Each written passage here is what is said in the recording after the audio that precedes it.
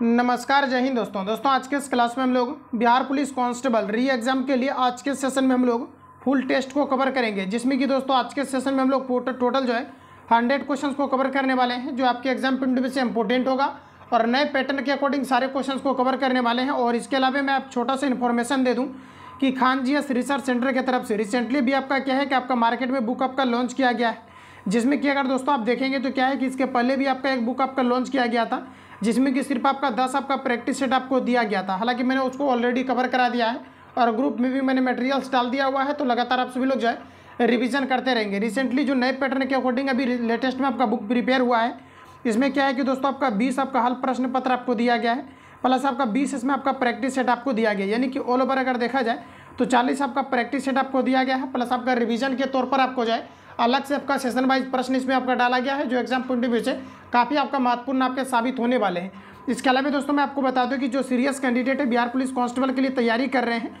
और इस बार इतनी बड़ी संख्या में अगर आपका सिलेक्शन चाहते हैं, इसके अंतर्गत क्या है कि बिहार पुलिस कांस्टेबल के लिए एक आपका ग्रुप बनाया गया है, जिसमें कि आपको डेली बेसिस पर आपको टेस्ट लगाना है। टेस्ट लगाने के बाद आप खुद को जज कर पाएंगे कि कितना आपके अंतर्गत इंप्रूवमेंट हुआ है, कितना आप एक्यूरेसी मेंटेन कर पा रहे हैं। क्योंकि हमारे जो चैनल के माध्यम से और ग्रुप के माध्यम से आपको चीज़ें प्रोवाइड किया जा रहे हैं, इसमें आपका ऑल ओवर संस्थान का ज्ञान बिंदु जीएस एकेडमी का A to Z आपका कंप्लीट आपका नोट्स प्रोवाइड किया जा रहा है। और नोट्स कवर करने के बाद आप किसी भी सेट को लगाएंगे, सेशन वाइज आप नोट्स आपको डाला गया है, जिसमें कि आप बेहतरीन तरीका से रिवीजन PDF आंसर टिक करके आपको दिया जाता है और प्रॉपर तरीका से 10 बजे आप सभी लोगों को डेली बेसिस पर लाइव के माध्यम से क्लास भी प्रोवाइड किया जा रहा है और निश्चित रूप से इंप्रूवमेंट आपका हो रहा है। तो लगातार आप सभी लोग जो है अपने प्रयत्नों को जारी रखेंगे। और इसके अलावा क्या है कि सेशन वाइज अगर आप चीज़ों को कवर कर लेते हैं तो सेट में काफ़ी ज़्यादा इंप्रूवमेंट होता है, चूँकि नोट्स के अलावा आपके प्रश्न कहीं से आने वाले नहीं है। इसके अलावा अगर दोस्तों हम बात करेंगे तो पटना में कार्यरत सभी संस्थान का क्लास नोट्स आपको प्रोवाइड किया जा रहा है, टारगेट बैच का, ऑफलाइन टेस्ट का कंप्लीटली A to Z आपको मटेरियल्स दिया जा रहा है ज्ञान बिंदु जीएस एकेडमी, और खान सर का आपका लेटेस्ट में भी आपका लाइव भी आपकी क्लास चलाए गए हैं।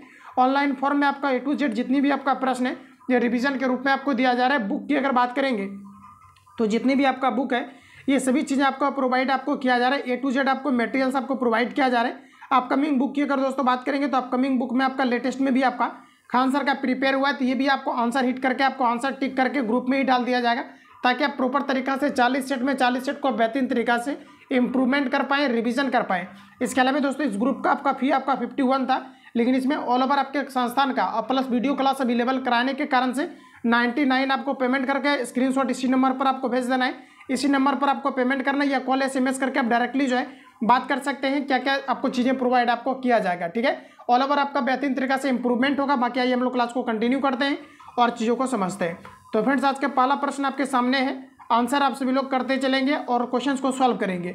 तो कहा जा रहा है हमारा पहला प्रश्न में कि एक संख्या के 80% का पंचम नवम भाग कहा जा रहा है कि 2792 के बराबर है, तो वह संख्या क्या है ये आपको पूछा जा रहा है। मैंने आपको बताया था कि मैथ का मैराथन आपको अलग से प्रोवाइड किया जाएगा, या तो फिर जो भी आपको क्लास प्रोवाइड किया जाएगा आप मैथमेटिक्स का कंप्लीट आपको सॉल्यूशन दिया जाएगा। तो फ्रेंड्स कहा जा रहा है कि वह संख्या क्या है। तो मान लिया जाए कि कोई संख्या आपका x है, इसका कहा जा रहा है कि 80%, 80 देखिए परसेंट ऊपर से रिमूव करेंगे, नीचे आपका 100 होगा, और इसका कहा जा रहा है कि 5/9वां भाग है ये आपका कितना है, तो दोस्तों आपका 2792 है। इसको कंप्लीट आप सभी लोग सॉल्व कीजिए, जो x का वैल्यू आपका निकल करके आएगा वही आपका करेक्ट आंसर होगा। इतना ही आपको सॉल्व करना है, बाकी आपको खुद से सॉल्व करना है। पेन पेपर लेकर के बैठिए, ऑप्शन आपका एक करेक्ट हो जाएगा, 6292 आपका आ जाएगा, तो आप सभी लोग इसका आंसर लगाएंगे।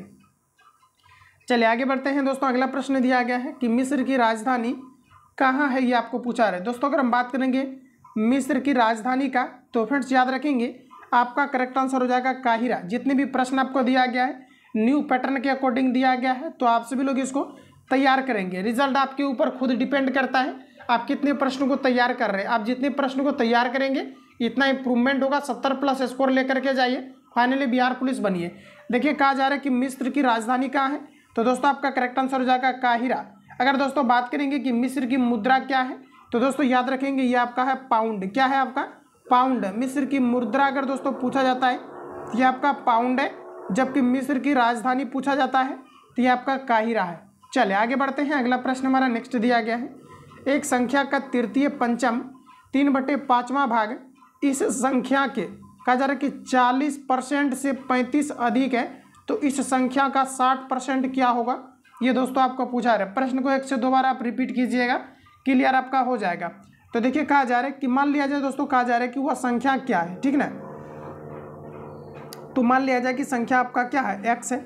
इसका कहा जा रहा है कि 3/5 भाग, यानी कि 3/5 कहा जा रहा है कि 3/5 भाग। कहा जा रहा है कि इसी संख्या के, यानी कि जो x हमने संख्या को माना हुआ है, इसी संख्या का 40%, देखिए परसेंटेज ऊपर से हटाएंगे तो नीचे आपका 100 होगा। और कहा जा रहा है कि 35 अधिक है तो 35 अधिक कर दीजिए। अब कहा जा रहा है प्रश्न में आपको इसको आप सॉल्व कीजिएगा, ठीक है। इसको जैसे आप सॉल्व करेंगे दोस्तों तो इसका करेक्ट आंसर आपका निकल करके फाइनली जो भी आपका आएगा, जैसे कि मान लिया जाए आपका x का कुछ आपका वैल्यू आपका निकल करके आया, जो भी आया उसका आप सभी लोग 60% निकाल लेना। कितना निकाल लेना, 60% आप लास्ट में निकाल लेना। इसका करेक्ट आंसर आपका आ जाएगा। जैसे मान लिया जाए कि संख्या आपका 25 आया निकाल करके x का वैल्यू, तो इसका आप 60% आराम से निकाल सकते हैं। परसेंटेज रिमूव करेंगे, नीचे आपका 16/100 हो जाएगा। सॉल्व कीजिएगा, इसका करेक्ट आंसर आपका जो निकल करके आएगा ये आपका 105 आ जाएगा। तो इतना आप सभी लोगों के लिए होमवर्क रहेगा, इतना आप सभी लोग दोस्तों खुद से सॉल्व करेंगे। चलिए आगे बढ़ते हैं। अगला प्रश्न दिया गया है, ए भुजा वाले एक समबाहु त्रिभुज की ऊंचाई क्या होगी, ये आपको पूछा जा रहा है। जैसा कि दोस्तों समबाहु त्रिभुज की ऊंचाई जब भी पूछा जाता है तो हमारा फॉर्मूला होता है √3 अपॉन आपका जो है 2a। ध्यान रखिएगा, ऑप्शन आपका ए करेक्ट हो जाएगा। ये आपका तब कंडीशन लागू होता है जब इस प्रकार से आपका ट्रायंगल रहता है और यहाँ पर भी आपका क्या रहता है, ऊंचाई दिया हुआ रहता है। ऑप्शन आपका ए करेक्ट हो जाएगा। चलिए अगला क्वेश्चन दिया गया है कि प्रथम जनसभा कहाँ आयोजित हुई थी। प्रथम जनसभा की अगर फ्रेंड्स बात किया जाए तो ये 300 ईसा पूर्व हुआ था। ध्यान रखिएगा, प्रथम जनसभा 300 ईसा पूर्व आपका आयोजित हुआ था और ये पाटलिपुत्र में हुआ था। पाटलिपुत्र किसके शासनकाल में बसाए गए हैं, तो उदयन के शासनकाल में बसाए गए हैं। ऑप्शन आपका डी करेक्ट हो जाएगा। अगला क्वेश्चन है कि भारत का सबसे घनी आबादी वाला शहर कौन सा है। दोस्तों घनी आबादी वाला शहर आपका हो जाएगा करेक्ट आंसर मुंबई, जबकि दूसरे नंबर पर आप देखेंगे तो ये हमारा करेक्ट आंसर हो जाएगा दिल्ली। अगर पूछा जाता है कि भारत में दूसरा जो है सबसे अधिक घनी आबादी वाला शहर कौन सा है, तो ये आपका दिल्ली हो जाएगा। जबकि दोस्तों यूनियन टेरेटरी की बात किया जाए, केंद्र शासित प्रदेश में सबसे ज़्यादा कहाँ का आबादी है, तो पहला नंबर पर आपका आ जाएगा दिल्ली। जबकि दोस्तों घनी आबादी क्षेत्र में बात करेंगे तो सेकेंड नंबर पर आएगा। सबसे कहाँ का जनसंख्या घनत्व तो कम है, ये आपका केंद्र शासित प्रदेश में, तो आपका करेक्ट आंसर हो जाएगा लक्षद्वीप। अगर दोस्तों हम बात करेंगे 2011 जनगणना के अनुसार, 2011 जनगणना के अनुसार सबसे अधिक जनसंख्या घनत्व कहाँ का है, तो ध्यान रखिएगा ये अपना बिहार का है। कहाँ का जनसंख्या घनत्व अधिक, ये आपका बिहार का है। जबकि कम की बात करेंगे तो ये आपका अरुणाचल प्रदेश का है। जबकि दोस्तों 2011 जनगणना के अनुसार सबसे अधिक लिंगानुपात कहाँ का है, तो ये आपका केरल का है। जबकि सबसे कम की बात करेंगे कहाँ का है, तो ये आपका हरियाणा का है। तो इन सभी पॉइंट को दोस्तों यहाँ से आप लोग याद रखेंगे। चलिए आगे बढ़ते हैं। अगला प्रश्न हमारा दिया गया है, उत्तर मध्य रेलवे का मुख्यालय कहाँ है। इलाहाबाद, जयपुर, समस्तीपुर, हाजीपुर। उत्तर मध्य रेलवे का मुख्यालय इलाहाबाद के अंतर्गत है। ये अगर आपने दिया है तो बिल्कुल आपका करेक्ट आंसर हो जाएगा। उत्तर मध्य रेलवे का मुख्यालय इलाहाबाद, ये कब बनाया गया है, तो 1961 में बनाया गया है, तो ध्यान रखेंगे। चलिए आगे बढ़ते हैं। अगला क्वेश्चन दिया गया है कि किस वर्ष भारतीय सैनिकों ने गोवा, दमन एवं दीप को पुर्तगालियों से मुक्त कराया था। दोस्तों अगर हम बात करेंगे तो आपका करेक्ट आंसर हो जाएगा 1961 में। ध्यान रखिएगा, ऑप्शन आपका सी करेक्ट हो जाएगा। कई बार हमारा प्रश्न पूछा जाता है कि गोवा पुर्तगालियों के अधीन कब तक बना रहा है, तो 1961 तक बना रहा है। गोवा पर पुर्तगालियों ने कब्जा कब किया था, तो दोस्तों 1510 में किया था। इन सभी पॉइंट को यहाँ से याद रखेंगे। अगला क्वेश्चन है कि लोकसभा में कितने सदस्य होते हैं। लोकसभा में दोस्तों अगर देखा जाए तो राजनीति का भी काफ़ी ज़्यादा जो है चर्चा में है। ध्यान रखिएगा, लोकसभा में कितने सदस्य होते हैं, तो देखिए आपका करेक्ट आंसर हो जाएगा 552 सदस्य जो है मैक्सिमम आपके हो सकते हैं। जबकि मूल संविधान में अगर दोस्तों देखेंगे तो टोटल आपका 500 था। ध्यान रखिएगा, बी करेक्ट हो जाएगा। बिहार में लोकसभा सीटों की संख्या ये आपका 40 है, विधान परिषद में 75 है, राज्यसभा में 16 है। तो यहाँ से इतने पॉइंट को याद रखेंगे, बी हमारा करेक्ट हो जाएगा। चलिए अगला क्वेश्चन का आंसर बताइए। कहा जा रहा है कि निम्नलिखित में से किस स्थान पर सिंधु घाटी सभ्यता के अवशेष प्राप्त हुए हैं। ये दोस्तों आपको पूछा जा रहा है। देखिए सिंधु घाटी जो सभ्यता है फ्रेंड्स आपका, ये शहरी सभ्यता थी। ध्यान रखिएगा, अगर सिंधु घाटी सभ्यता की अवशेष की फ्रेंड्स बात करेंगे हम लोग, तो ध्यान रखना आपका करेक्ट आंसर हो जाएगा कालीबंगा से मिला है, बी आपका करेक्ट हो जाएगा, याद रखना, ठीक है। चलिए आगे बढ़े। चलिए आगे बढ़ते हैं। अगला क्वेश्चन हमारा नेक्स्ट दिया गया है, एक कक्षा के 24 छात्रों की औसत आयु 10 वर्ष है। यदि शिक्षक की आयु को भी शामिल कर लिया जाए तो औसत आयु 1 वर्ष बढ़ जाती है, तो शिक्षक की आयु क्या है, ये आपको पूछा है। यहाँ से क्वेश्चन आपका दोस्तों निश्चित तौर पर आपका पूछा जाएगा, तो आप सभी लोग इसको याद रखिएगा। अगर दोस्तों बात करेंगे एक कक्षा के 24 छात्रों की जो औसत आयु दिया गया है, ये आपका दिया गया है यहाँ पर आपका 10 वर्ष दिया गया है ना, आपका कितना दिया गया है, तो आपका 10 वर्ष दिया गया है। तो पूछा है कि शिक्षक की आयु क्या है। तो देखिए दोस्तों शिक्षक की आयु की बात करेंगे तो टोटल आपका 24 छात्र है, कितना है 24 है। इसमें अगर दोस्तों देखा जाए तो अगर एक छात्र की बात किया जाए, एक एवरेज के तौर पर अगर बात किया जाए तो 1 से गुना होगा, और इसमें कहा जा रहा है एक शिक्षक आपका शामिल हो गया है। टोटल पहले कितना था 10, अब इसको गुना कर लीजिए तो यहाँ पर आपका 24 और प्लस आपका कितना हो जाएगा 10। सॉरी दोस्तों यहाँ पर देखिए आपका 10 था और बाद में आपका एक ऐड हुआ है, आपका शिक्षक तो 11 हो जाएगा। 11 को इसमें आप ऐड कीजिएगा तो आपका 34 और 24 और 11 आपका यानी कि आपका 35 हो जाएगा। तो ऑप्शन आपका ए करेक्ट हो जाएगा। चलिए आगे बढ़ते हैं। अगला क्वेश्चन हमारा नेक्स्ट दिया गया है, आयरन लेडी के नाम से विख्यात ब्रिटेन की पहली प्रधानमंत्री का नाम क्या है, ये पूछा जा रहा है। तो देखिए आपका करेक्ट आंसर हो जाएगा मार्गरेट थैचर। ऑप्शन आपका ए करेक्ट हो जाएगा। ये प्रश्न आपका प्रीवियस ईयर में पूछा गया है, आयरन लेडी के नाम से विख्यात ब्रिटेन की पहली प्रधानमंत्री का नाम क्या है, तो आपका करेक्ट आंसर हो जाएगा मार्गरेट थैचर, ये करेक्ट हो जाएगा। चलिए आगे बढ़ते हैं। अगला क्वेश्चन दिया गया है, महाबलेश्वर हिल स्टेशन किस राज्य में है। चलिए आंसर बताइए, महाबलेश्वर हिल स्टेशन किस राज्य के अंतर्गत है। तो फ्रेंड्स आपका करेक्ट आंसर हो जाएगा महाराष्ट्र के अंतर्गत, तो ऑप्शन बी करेक्ट हो जाएगा। 2 से 3 बार आपसे रिक्वेस्ट है कि प्रश्न को रीड करेंगे, आप सभी लोगों के माइंड में फिट हो जाएगा और यही आपके प्रॉपर तरीका से रिजल्ट के लिए उत्तरदायी होगा, बी करेक्ट हो जाएगा। चलिए आगे बढ़ते हैं। अगला क्वेश्चन दिया गया है कि निम्नलिखित में से महाराष्ट्र का कौन सा जिला कोयला उत्पादन के लिए विख्यात है। तो देखिए महाराष्ट्र का कौन सा जिला है जो कि कोयला उत्पादन के लिए विख्यात है, तो चंद्रपुर, ऑप्शन आपका ए करेक्ट हो जाएगा। चलिए अगला प्रश्न दिया गया है कि रासायनिक कहा जा रहा है कि राष्ट्रीय रासायनिक प्रयोगशाला यानी नेशनल केमिकल लेबोरेटरी कहाँ स्थित है दोस्तों, तो ये आपका करेक्ट आंसर हो जाएगा पुणे में है, बी करेक्ट हो जाएगा। चलिए आगे बढ़ते हैं। अगला क्वेश्चन दिया गया है कि भारतीय राष्ट्रीय कांग्रेस की स्थापना कब हुई थी। भारतीय राष्ट्रीय कांग्रेस की स्थापना फ्रेंड्स बात करेंगे 1885 में हुआ है और इसका पहला अधिवेशन मुंबई में हुआ है, जो कि रिसेंटली आपका एग्जाम कंडक्ट हुआ है। ये प्रश्न आपका दोस्तों पूछा गया था, भारतीय राष्ट्रीय कांग्रेस का पहला अधिवेशन कहाँ पर हुआ है, तो मुंबई में।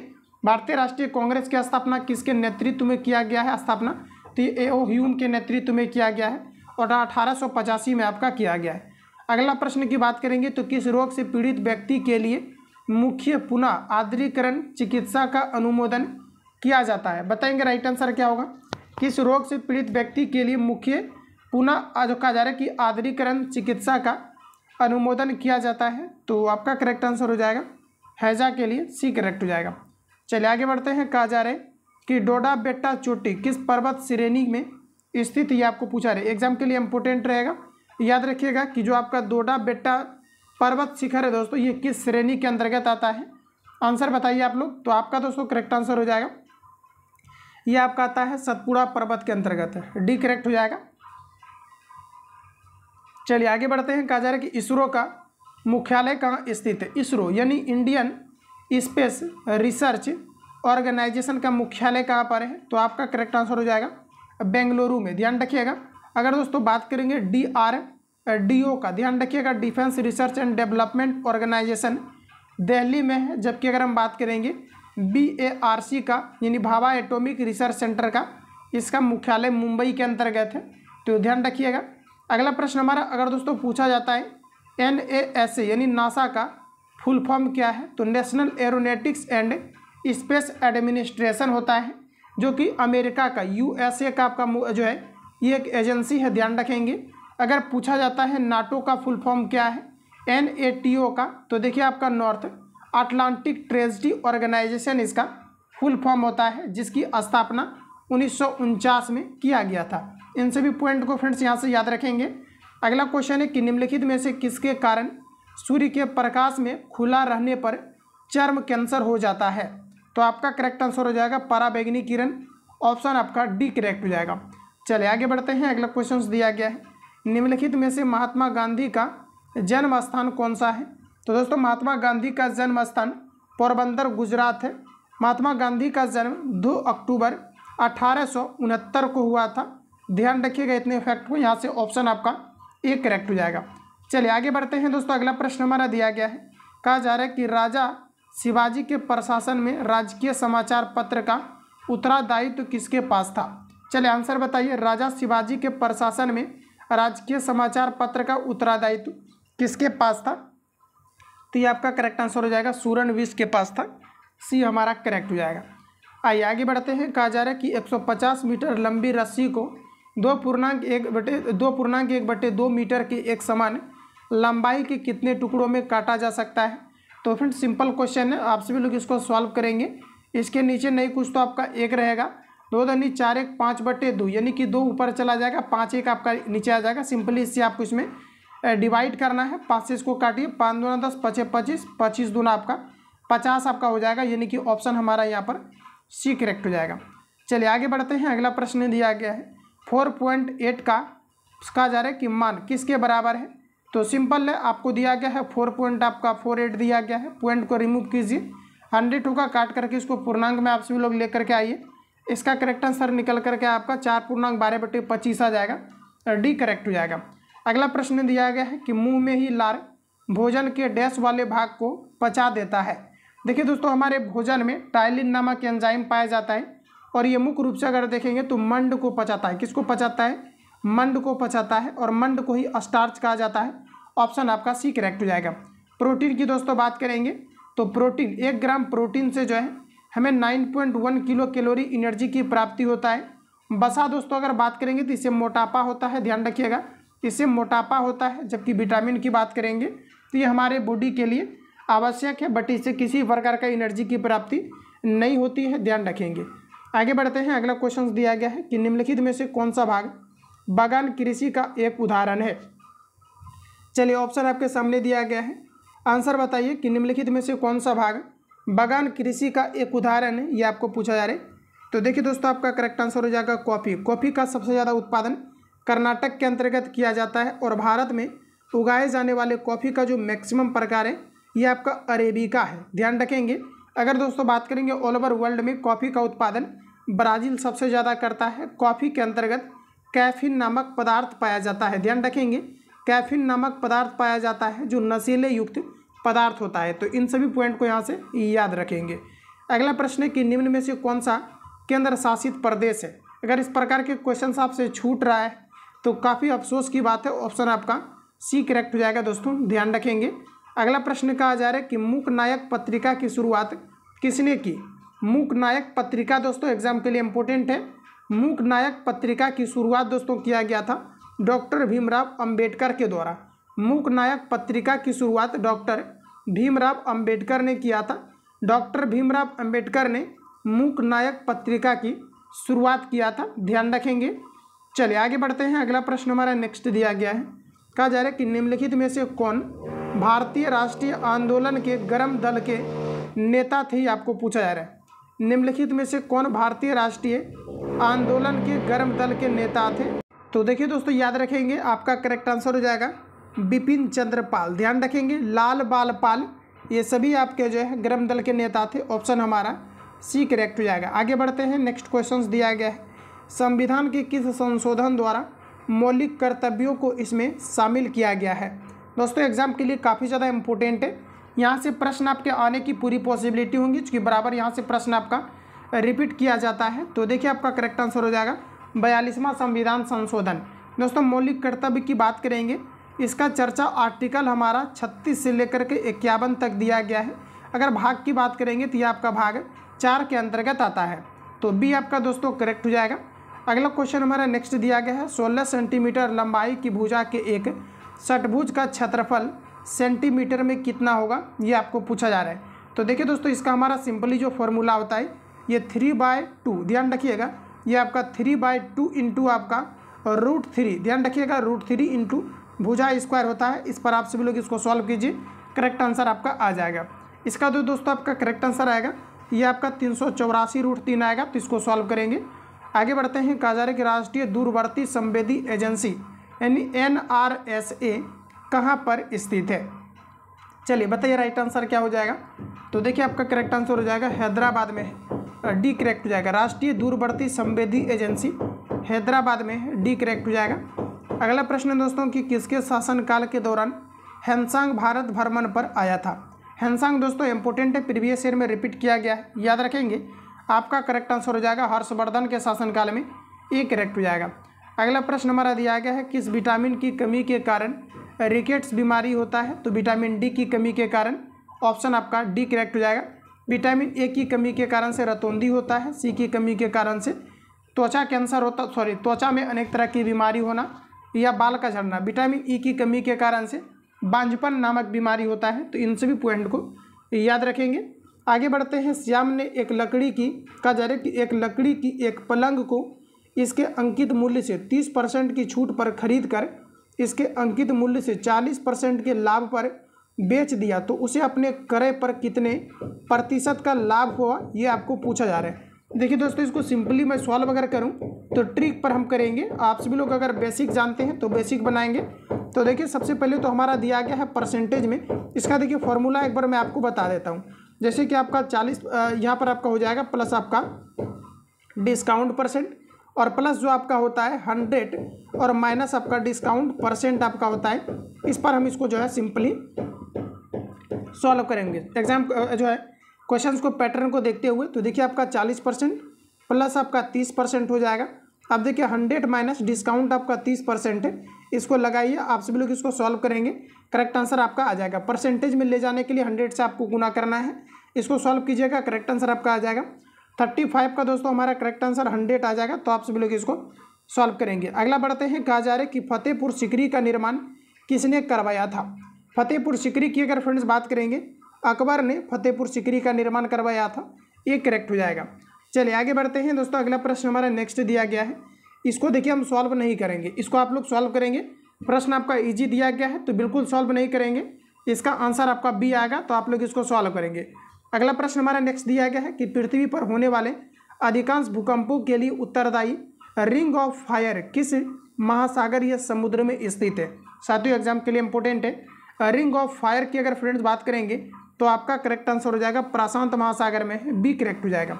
चलिए आगे बढ़ते हैं। अगला क्वेश्चन है कि निम्नलिखित में से किस स्थान पर विरूपाक्ष मंदिर स्थित है। विरूपाक्ष मंदिर की फ्रेंड्स बात करेंगे तो आपका करेक्ट आंसर हो जाएगा बादामी। निम्नलिखित में से किस स्थान पर विरूपाक्ष मंदिर स्थित है, तो आपका करेक्ट आंसर हो जाएगा बादामी, ऑप्शन आपका सी करेक्ट हो जाएगा। चलिए आगे बढ़ते हैं। नेक्स्ट क्वेश्चन है, कहा जा रहा है कि एंडोक्राइन ग्रंथि डैश का स्राव करती है। एंडोक्राइन ग्रंथि की फ्रेंड्स बात करेंगे, ये आपका हार्मोन, ध्यान रखना एंडोक्राइन ग्रंथि हार्मोन का स्राव करता है, ऑप्शन आपका डी करेक्ट हो जाएगा। चलिए आगे बढ़ते हैं। संयुक्त राष्ट्र संघ के वर्तमान महासचिव किस देश के नागरिक हैं। चलिए आंसर लगाएंगे। संयुक्त राष्ट्र संघ के वर्तमान महासचिव किस देश के नागरिक है, तो फ्रेंड्स आपका करेक्ट आंसर हो जाएगा पुर्तगाल, सी करेक्ट हो जाएगा। अगला प्रश्न हमारा नेक्स्ट दिया गया है कि श्रृंखला के लुप्त पद को ज्ञात करें। देखिए आपको पैटर्न आपको पकड़ना है कि किस प्रकार की चीज़ों को ऐड किया गया है। तो पहले दोस्तों इसमें 8 ऐड हुआ है, फिर 10 ऐड हुआ है, और फिर आप देखेंगे तो आपका 12 ऐड हुआ है, फिर 14 ऐड हुआ है, फिर 16 ऐड हुआ है। तो इस बार आपको 18 ऐड करना है, तो 18 ऐड कीजिएगा तो आपका आ जाएगा ऑप्शन डी आ जाएगा, तो डी आपका करेक्ट हो जाएगा। अगला प्रश्न कहा जा रहा है कि कॉट 30 डिग्री का मान क्या होता है। तो देखिए 10 का उल्टा आपका कॉट होता है, 10 30 का मान 1/, आपका √3 होता है, तो इसका करेक्ट आंसर ऑप्शन बी हो जाएगा। इसको उल्टा कीजिएगा तो √3 आपका हो जाएगा। अगला प्रश्न हमारा दिया गया है कि निम्नलिखित में से किसे मानव शरीर का रक्षा तंत्र कहा जाता है। एग्जाम के लिए इम्पोर्टेंट है।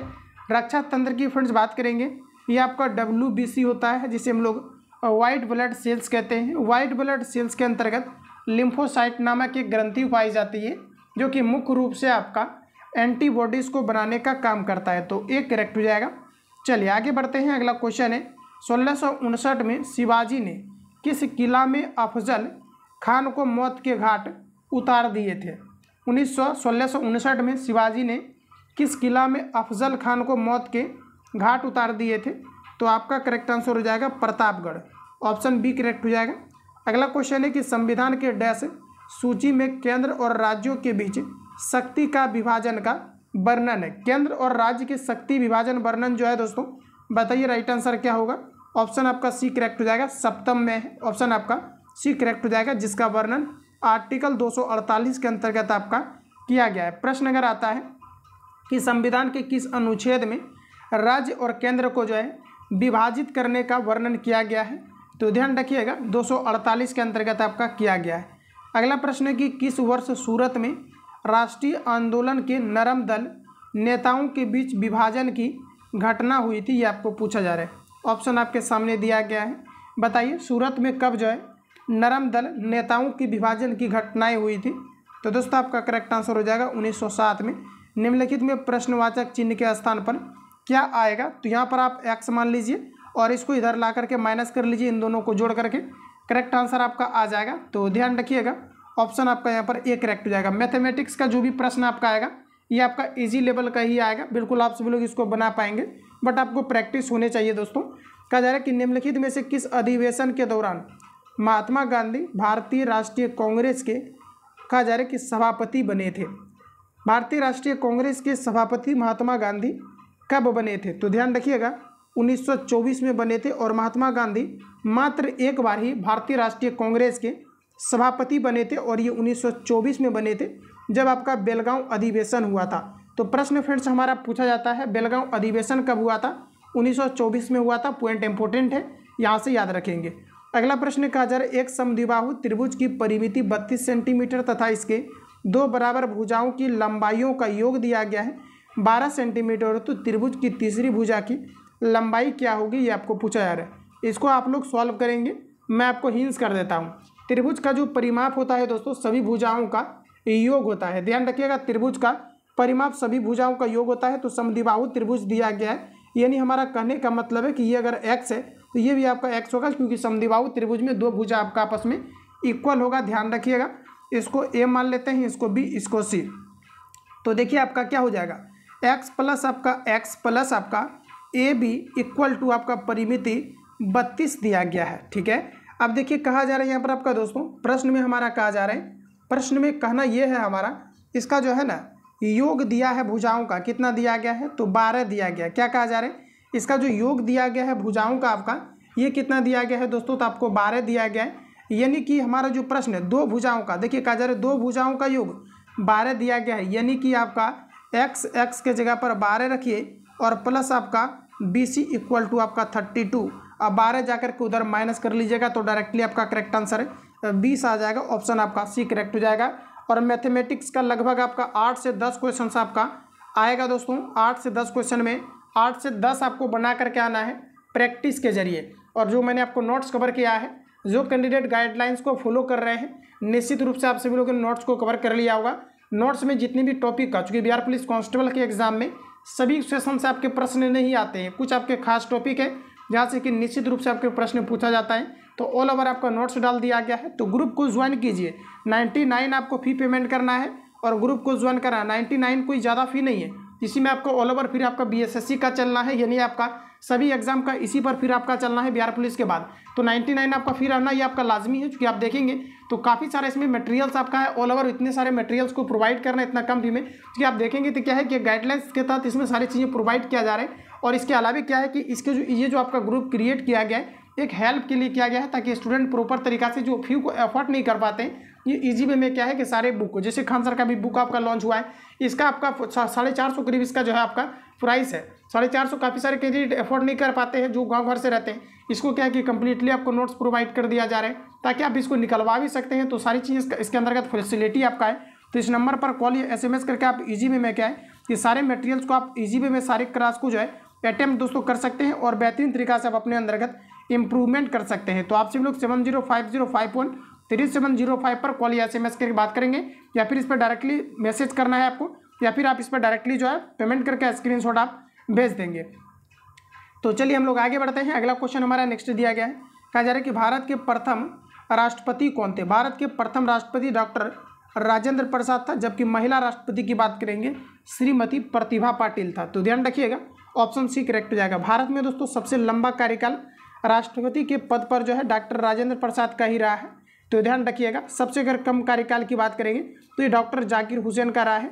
और भारत में मुस्लिम राष्ट्रपति सर्वप्रथम डॉक्टर जाकिर हुसैन बने थे, ध्यान रखिएगा। और इनका कार्यकाल के दौरान ही इनकी क्या था कि मृत्यु हो गया था, ध्यान रखेंगे।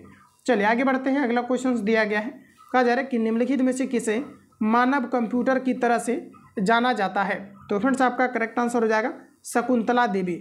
बांग्लादेश का ढाका डैश के लिए प्रसिद्ध है। बांग्लादेश की कैपिटल ढाका किस लिए प्रसिद्ध है? तो आपका करेक्ट आंसर हो जाएगा जूट के लिए। बांग्लादेश 1971 में आज़ाद हुआ था। चलिए आगे बढ़ते हैं। अगला क्वेश्चन है कि निम्नलिखित में से किस पद का संबंध वैश्विक गर्माहट यानी ग्लोबल वार्मिंग की घटना के साथ नहीं है? ग्लोबल वार्मिंग की घटना दोस्तों आपका करेक्ट आंसर हो जाएगा इल नीनो प्रभाव से नहीं है, ओजोन परत अपक्षय से है, कार्बन डाइऑक्साइड ग्रीन हाउस प्रभाव, सभी करेक्ट है। चलिए आगे बढ़ते हैं। अगला क्वेश्चन है कि निम्नलिखित में से कौन सा ऊर्जा का स्रोत पर्यावरण अनुकूल और इससे प्रदूषण नहीं बढ़ाता है? तो दोस्तों आपका करेक्ट आंसर हो जाएगा पवन, एक करेक्ट हो जाएगा। नेक्स्ट क्वेश्चन हमारा दिया गया है कि फूलों की घाटी, दोस्तों मैंने कवर करा दिया है, ये आपका उत्तराखंड को कहा जाता है। बेहिचक आंसर लगाना है। ये सारी चीज़ें आपका नोट्स में आपका क्लियर हो गया है। जो बचा हुआ है मेरा वादा है कि आप सभी लोगों को सारी चीज़ों को क्लियर कराएंगे। चलिए आगे बढ़ते हैं। अगला क्वेश्चन है कि निम्नलिखित में से किसे धोने का सोडा कहा जाता है? चलिए आंसर बताइए। निम्नलिखित में से किसे धोने का सोडा कहा जाता है? तो सोडियम कार्बोनेट को कहा जाता है, जिसका फॉर्मूला Na2CO3 इंटू आपका 10H2 आपका होता है, जिसे हम लोग धोने का सोडा कहते हैं। तो ऑप्शन बी करेक्ट हो जाएगा। अगर दोस्तों बात करेंगे ब्लीचिंग पाउडर का, यानी कि धोने के सोडा के अलावा खाने की सोडा की बात करेंगे, इसे हम लोग सोडियम बाइकार्बोनेट कहते हैं, जिसका फॉर्मूला NaHCO3 आपका होता है। इन सभी पॉइंट को यहाँ से याद रखेंगे। अगला क्वेश्चन दोस्तों कहा जा रहा है कि राज्यसभा के पदेन सभापति कौन होता है? राज्यसभा के पदेन सभापति कौन होता है? तो आपका करेक्ट आंसर हो जाएगा उपराष्ट्रपति। राज्यसभा के पदेन सभापति कौन होते हैं? उपराष्ट्रपति होते हैं, ध्यान रखिएगा। चलिए आगे बढ़ते हैं। अगला क्वेश्चन का आंसर बताइए। दोस्तों नेक्स्ट प्रश्न हमारा दिया गया है, कहा जा रहा है कि निम्नलिखित में से किस क्षेत्र में चीड़ के वृक्ष पाए जाते हैं? चीड़ के वृक्ष दोस्तों किस क्षेत्र में पाए जाते हैं? जंगल का राजा चीड़ के वृक्ष को कहा जाता है, और ये शंकुधारी यानी कि जो है टैगा वन में पाए जाते हैं, ये करेक्ट हो जाएगा। चलिए आगे बढ़ते हैं। अगला प्रश्न दिया गया है, डैश के कटाव के कारण पाटहोल प्रक्रिया दृष्टिगोचर होता है। डैश के कटाव के कारण पाटहोल क्रिया दृष्टिगोचर होता है। तो आपका करेक्ट आंसर हो जाएगा नदी, ऑप्शन बी करेक्ट हो जाएगा। अगला प्रश्न कहा जा रहा है कि मानव हृदय में कितने वॉल्व होते हैं? 4 चैम्बर होते हैं।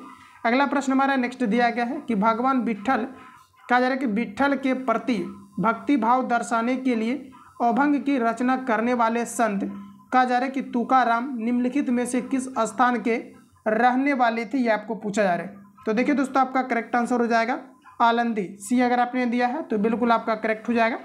अगला क्वेश्चन हमारा नेक्स्ट दिया गया है, 15वें वित्त आयोग के अध्यक्ष कौन थे? एग्जाम के लिए इंपॉर्टेंट है, ये आपका करेक्ट आंसर हो जाएगा KN सिंह। ध्यान रखिएगा 15वें वित्त आयोग के अध्यक्ष कौन है? KN सिंह। चलिए अगला बढ़िए। अगला क्वेश्चन हमारा नेक्स्ट दिया गया है, हाइड्रोक्लोरिक अम्ल का सूत्र क्या है? HCl है, ऑप्शन ए करेक्ट हो जाएगा। अम्लों का राजा किसे कहा जाता है? H2SO4 को कहा जाता है, जिसे हम लोग सल्फ्यूरिक एसिड कहते हैं। बैटरी के सीसा संचायक का पूछा जाता है कि सीसा संचायक बैटरी में किसका प्रयोग किया जाता है? तो दोस्तों याद रखेंगे H2SO4 का प्रयोग किया जाता है। अगला प्रश्न है कि मानव शरीर के लाल रक्त कोशिकाओं की आयु डैश दिनों की होती है?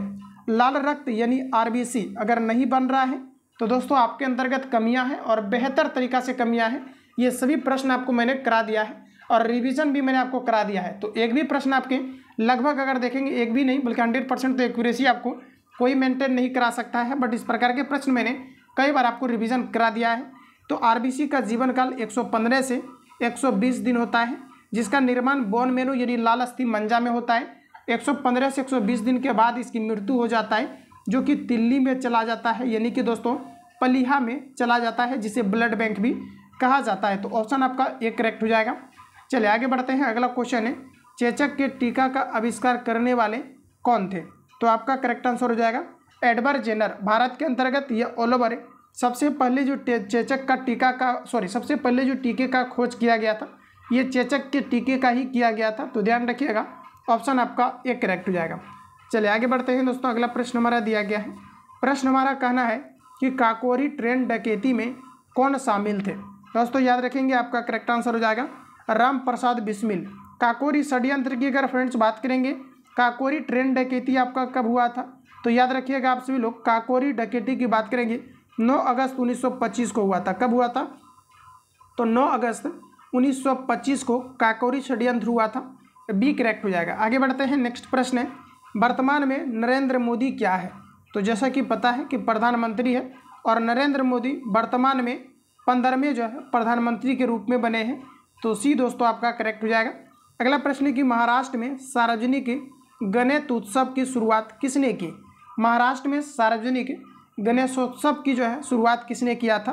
तो 69 का हमारा फ्रेंड्स करेक्ट आंसर हो जाएगा बीजी तिलक, ध्यान रखिएगा, सी करेक्ट हो जाएगा। चलिए आगे आइए, अगला क्वेश्चन हमारा नेक्स्ट दिया गया है, किसके शासनकाल के दौरान पिट्स अधिनियम 1784 को प्रस्तावित किया गया था? किसके शासनकाल के दौरान पिट्स अधिनियम 1784 को प्रस्तावित किया गया था? तो करेक्ट आंसर हो जाएगा वारेन हेस्टिंग, सी अगर आपने दिया है तो फ्रेंड्स बिल्कुल आपका करेक्ट हो जाएगा। अगला प्रश्न हमारा नेक्स्ट कहा जा रहा है कि निम्नलिखित में से किसे नीला ग्रह कहा जाता है? तो नीला ग्रह के रूप में पृथ्वी को जाना जाता है, ऑप्शन डी करेक्ट हो जाएगा। चलिए आगे बढ़ते हैं, अगला प्रश्न हमारा नेक्स्ट दिया गया है, रक्त के RH घटक की खोज निम्न में से किस जानवर के संदर्भ के आधार पर हुई थी?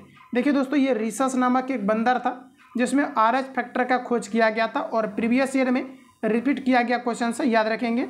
अगला प्रश्न हमारा दिया गया है कि हीराकुंड परियोजना किस नदी पर है? हीराकुंड दोस्तों ये ओडिशा राज्य के अंतर्गत है और ये महानदी के तट पर अवस्थित है, यानी कि बी आपका करेक्ट हो जाएगा। भारत में चावल अनुसंधान संस्थान कटक में, कटक कहाँ पर है? तो ये भी आपका महानदी के तट पर है, तो इन सभी पॉइंट को याद रखेंगे।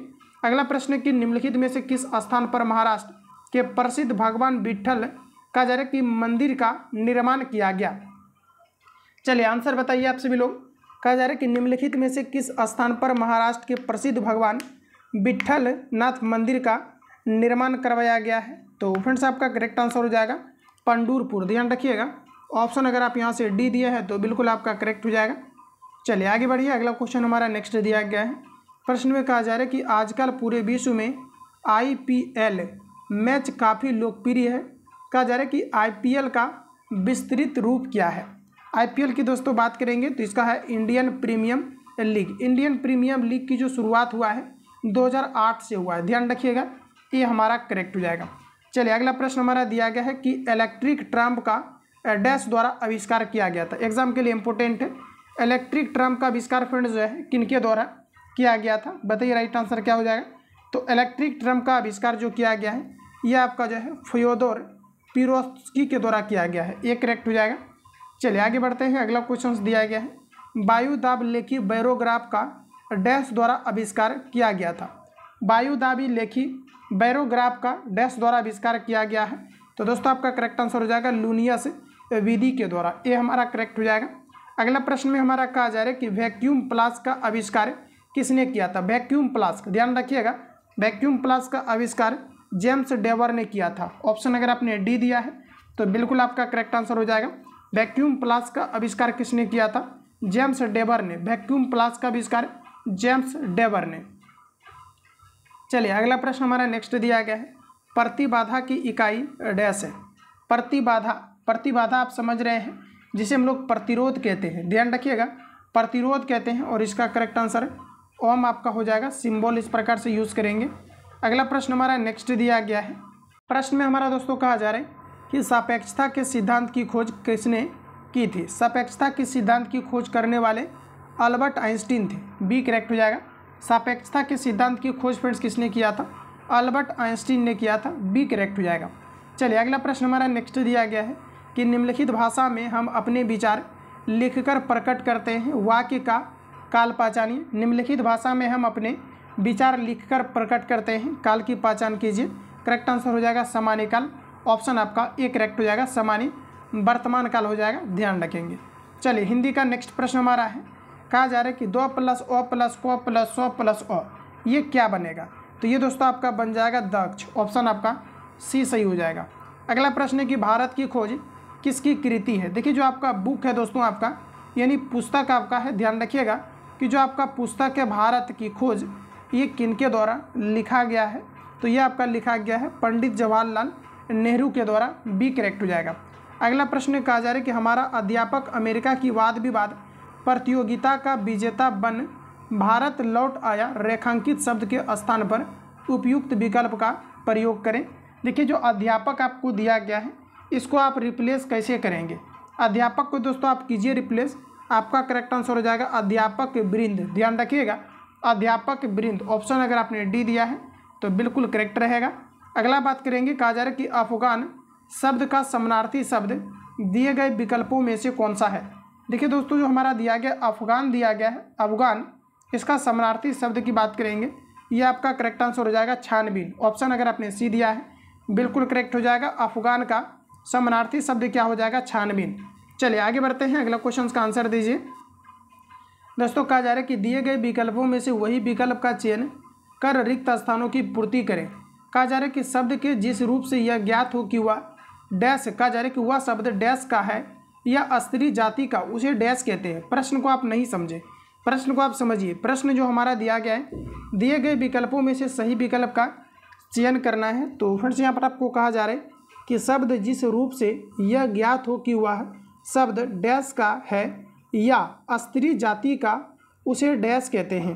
तो फ्रेंड्स यहाँ पर आपका जो करेक्ट आंसर आएगा, इसको रिप्लेस करना है, तो आपका करेक्ट आंसर सी होगा कि दोस्तों जिस शब्द, कहा जा रहा है कि शब्द के जिस रूप से यह ज्ञात हो कि वह शब्द पुरुष जाति का है या स्त्री जाति का है, उसे क्या कहेंगे, उसे लिंग कहते हैं। तो ऑप्शन आपका यहाँ पर सी करेक्ट हो जाएगा।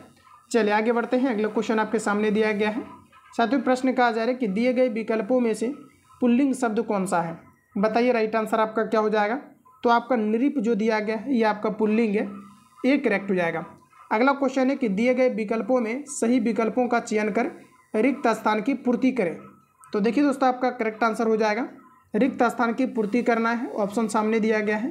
कहा जा रहा है कि भारतीय क्रिकेट टीम को सन 1983 में एक दिवसीय अंतर्राष्ट्रीय क्रिकेट डैश में विजेता बनाने का डैश कपिल देव को कहते हैं। तो आपका यहाँ पर देखिए जो करेक्ट आंसर होगा आपका ये होगा कि भारतीय टीम क्रिकेट को सन 1983 में, इस प्रकार के प्रश्न आपका इस बार नए पैटर्न में आपका पूछा गया था, ध्यान रखिएगा।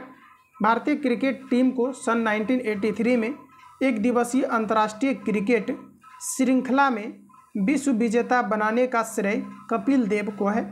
ऑप्शन अगर आपने सी दिया है तो बिल्कुल आपका करेक्ट हो जाएगा। चलिए आगे बढ़ेंगे, अगला क्वेश्चन हमारा नेक्स्ट दिया गया है। प्रश्न की अग्नि परीक्षा किस रचनाकार की कृति है। अग्नि परीक्षा की फ्रेंड्स अगर बात किया जाए तो ये आपका आचार्य तुलसी की है, बी आपका करेक्ट हो जाएगा। अग्नि परीक्षा किस रचनाकार की कृति है, तो आचार्य तुलसी की है, बी करेक्ट हो जाएगा। चलिए आगे बढ़ते हैं, नेक्स्ट क्वेश्चन दिया गया है। दिए गए विकल्पों में से कौन सा विकल्प कहा जा रहा है यहाँ पर आपका कि सब्ज बाग दिखाना मुहावरे का अर्थ दर्शाता है। दिए गए विकल्पों में से कौन सा विकल्प कहा जा रहा है कि सब बाज दिखाना, कहा जा रहा है कि मुहावरे का अर्थ है। तो देखिए हमारा करेक्ट आंसर हो जाएगा ऑप्शन सी, झूठे वादे करना, सी आपने दिया है तो करेक्ट रहेगा। अगला यहाँ से हमारा इंग्लिश का क्वेश्चन शुरू होता है कि which of the following part of the sentence has an error. तो फ्रेंड्स यहाँ पर आप देखिएगा तो यहाँ पर आपको दिया गया है you should never look down to a, कहा जा रहा है कि मैन, कहा जा रहा है कि merely because he is Noor poor. देखिए इसके लिए बताएंगे आपसे लोग एरर कहाँ पर है। तो दोस्तों आप अगर इंग्लिश काफ़ी सारे कैंडिडेट इग्नोर करके चलते हैं तो मैंने आपको टॉपिक क्लियर करा दिया है कि क्या क्या चीज़ें आपको क्लियर करके रखना है। तो यहाँ पर आपका करेक्ट आंसर हो जाएगा डाउन टू मैन, मेयरली आपका करेक्ट आंसर हो जाएगा। चलिए आगे बढ़ते हैं, अगला क्वेश्चन का आंसर करेंगे। फिल इन द ब्लैंक्स, कहा जा रहा है कि fill up the blanks with the correct options. कहा जा रहा है कि द इन्वेस्टिगेशंस, कहा जा रहा है कि रिलीवेटेड, कहा जा रहा है कि जो है रिलीवेटेड सॉरी, कहा जा रहा है रिवेल्ट ए, कहा जा रहा है कि dash lack of efficiency in the, कहा जा रहा है कि फंक्शनिंग ऑफ द एयरलाइंस। इसके लिए दोस्तों आप करेक्ट आंसर बताओ कि यहाँ पर फिल इन द ब्लैंक्स के जगह पर आपका क्या चीज़ें आएगी। तो दोस्तों आपका यहाँ पर करेक्ट आंसर जो आएगा ये आपका ऑप्शन सी आ जाएगा, ध्यान रखेंगे। चलिए आगे बढ़ते हैं, अगला क्वेश्चन दिया गया है what is the most similar meaning of the, कहा जा रहा है कि कैरिकेचर। देखिए ये आपके लिए इंपॉर्टेंट रहेगा, ये सभी टॉपिक आपका फिक्स है, सेंटो सेनो और आपका जो है स्पेलिंग करेक्शन से रिलेटेड। तो देखिए कैरिकेचर की अगर फ्रेंड्स बात किया जाए तो आपका यहाँ पर राइट आंसर आपका हो जाएगा कार्टून। ऑप्शन अगर आपने सी दिया है तो करेक्ट रहेगा। अगला प्रश्न हमारा नेक्स्ट कहा जा रहा है कि what is the most opposite meaning of the, कहा जा रहा है कि जो है वेरेसिटी। इसके लिए बताइए करेक्ट आंसर क्या हो जाएगा। तो ये आपका करेक्ट आंसर हो जाएगा ऑप्शन ए। आगे बढ़ते हैं, नेक्स्ट प्रश्न दिया गया है कि choose the correct indirect speech of the following sentence. कहा जा रहा है कि द प्रोसेस जो है प्रोफेसर साइड द कहा जा रहा है कि student post this letter at once. इसके लिए देखिए साथियों आपको बताना है करेक्ट आंसर क्या हो जाएगा। इसके लिए हमारा करेक्ट आंसर हो जाएगा the professor order the student to जो है post that letter at once. चलिए आगे बढ़ते हैं। अगला क्वेश्चन आपका देखिए दिया गया है, कहा जा रहा है कि choose the correct passive from of the following sentence one must keep one. कहा जा रहा है यहाँ पर आपका की प्रोमिसेज, इसके लिए आपको पैसिव में आपको लेकर के जाना है। और फाइनली यहाँ पर आपका जो राइट आंसर होगा दोस्तों, ये आपका करेक्ट आंसर हो जाएगा promises must be kept, option आपका सी करेक्ट हो जाएगा। नेक्स्ट क्वेश्चन हमारा दिया गया है कि which of the following is similar in meaning as phrase by the seat of one's parts. इसके लिए हमारा ऑथेंटिक आंसर होगा to do it using only one's one experience and आपका हो जाएगा कि जो है आपका जो है आपका जेडमेंट जो है ज्यूडमेंट, तो ऑप्शन आपका यहाँ पर जो है सी करेक्ट हो जाएगा, ध्यान रखेंगे। अगला प्रश्न हमारा नेक्स्ट दिया गया है साथियों, प्रश्न कहा जा रहा है कि choose the correct substitution of the following phrases. कहा जा रहा है कि रूब ए पार्ट द बॉडी, कहा जा रहा है कि री स्टोर, कहा जा रहा है कि वार्थ ऑफ एक, कहा जा रहा है कि सेंस जो है आपका सेंसन। तो बताइए आप सभी लोग राइट आंसर आपका क्या हो जाएगा। 98 का फ्रेंड्स आपका करेक्ट आंसर ऑप्शन बी हो जाएगा। चलिए आगे बढ़ेंगे। अगला क्वेश्चन कहा जा रहा है कि choose the correct spelled word. इसके लिए हमारा करेक्ट आंसर जो होगा ऑप्शन आपका डी करेक्ट हो जाएगा, जो कि आपको यहाँ पर करेक्ट दिया गया है, ध्यान रखेंगे। अगला हमारा नेक्स्ट क्वेश्चन दिया गया है, कहा जा रहा है कि improve the bracketed part of the sentence. तो बताएंगे आप लोग राइट आंसर क्या हो जाएगा। यहाँ पर ऑप्शन आपका ए करेक्ट हो जाएगा। तो इंग्लिश में आप सभी लोगों को कुछ टॉपिक पर अपने से ध्यान देना है। बाकी दोस्तों मैंने फुल सेट जो आपको डिस्कशन करा दिया है। बाकी किसी प्रकार का डाउट या संशय हो तो आप सभी लोग अपने जो है राय को कमेंट बॉक्स में रखेंगे। बाकी मिलेंगे हम लोग नेक्स्ट क्लास में। जो लोग चैनल पर पहली बार विजिट किया है, चैनल को सब्सक्राइब करके बेल आइकन को प्रेस कर लेना, क्योंकि जब भी क्लास अपलोड हो नोटिफिकेशन आपको टाइम टू टाइम मिलते रहे। बाकी आप सभी लोग एक्यूरेसी देखिए कि आपको 70+ आप कब तक आप एक्यूरेसी जो है आप मेंटेन कर सकते हैं। जब तक आप 70+ नहीं करेंगे तो कहीं ना कहीं आपके साथ जो है प्रॉब्लम आपके होते रहेंगे, रिजल्ट के लिए आप वंचित रह जाएंगे। इसलिए 70+ आपको लेकर के हर हाल में फ्रेंड्स आपको जाने हैं। बाकी किसी प्रकार का डाउट संशय हो तो आप सभी लोग कमेंट बॉक्स में बताएंगे, मिलेंगे नेक्स्ट क्लास में। बाकी जो लोग लाइव के जरिए क्लास को कवर करना चाहते हैं तो डेली आपका 10 बजे आपका मॉर्निंग में आपका लाइव क्लास भी चलता है आपका, तो आप सभी लोग अवश्य इसके अंतर्गत जो है ऐड होने का प्रयास करें। मिलते हैं नेक्स्ट क्लास में, तब तक के लिए जय हिंद, बेस्ट ऑफ।